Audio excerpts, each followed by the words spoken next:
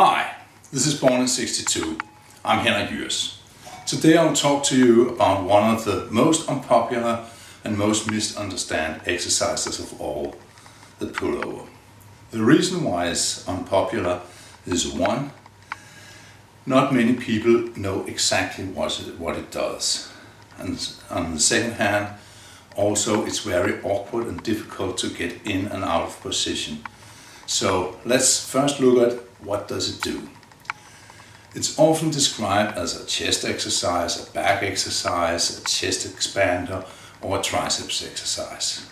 And actually it's all of that almost. This is one of the unique compound exercises that will train your chest muscles, the pectoralis major and your latissimus dorsi at the same time. When you move your arms with your hands together over your head, your arms will travel up to this point, and actually you will see this is the same as if you're doing a close grip chin up or a close grip pull down. You're using your back muscles to pull your arms down in an arc.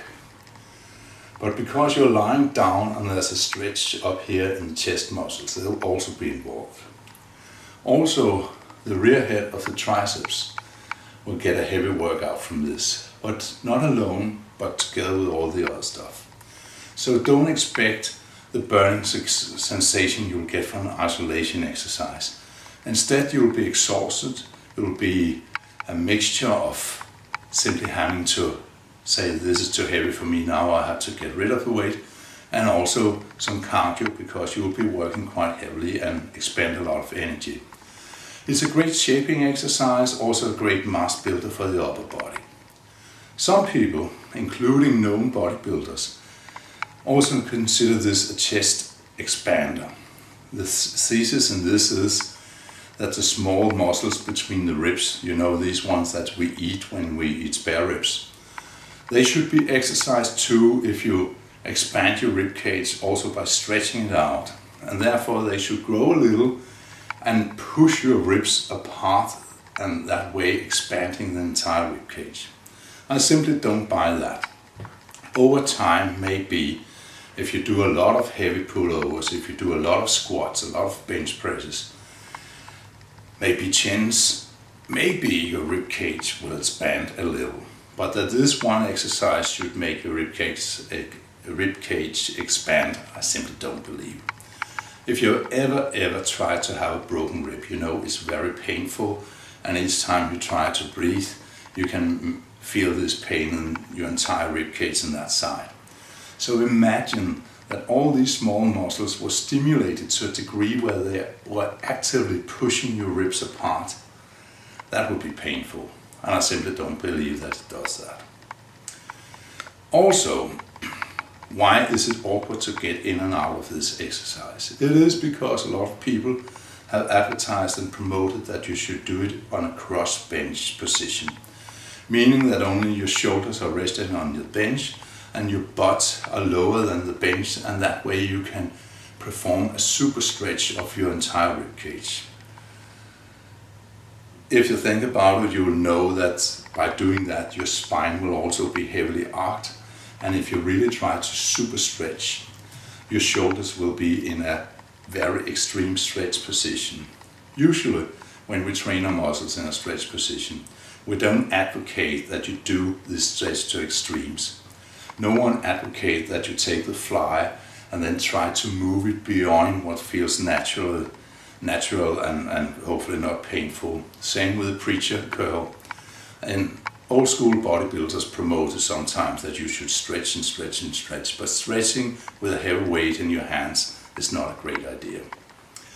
So also the problem with doing it across the bench is that if you don't have a workout partner who can hand you the weight, getting into that position while holding on to the weight will be dangerous, cumbersome, awkward, difficult. So don't do it.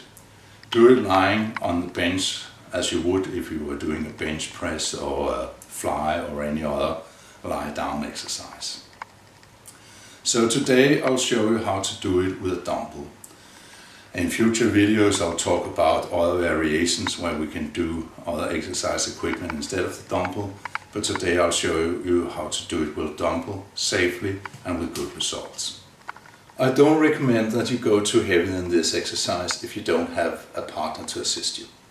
Simply because you don't want to reach total failure with a heavy weight just over your head. You can probably think what could happen if you are simply not able to hold on to the weight anymore. So, to pick up the weight, we need a dumbbell like this. This is 30 kilo, that's about 66 pounds. I get down low on my knees, pick up the dumbbell like this, lift it up here, and as I'll sit down, I'll prop it on my chest. And you can see that we need a dumbbell with a flat end, not something where the bar is sticking out. I don't interlock my fingers, but I keep them like this, so the thumbs are over each other and my other fingers are over each other, so the handle is locked inside my hands like this. And I simply lie down in good balance, press it up and lower it down and up again and down.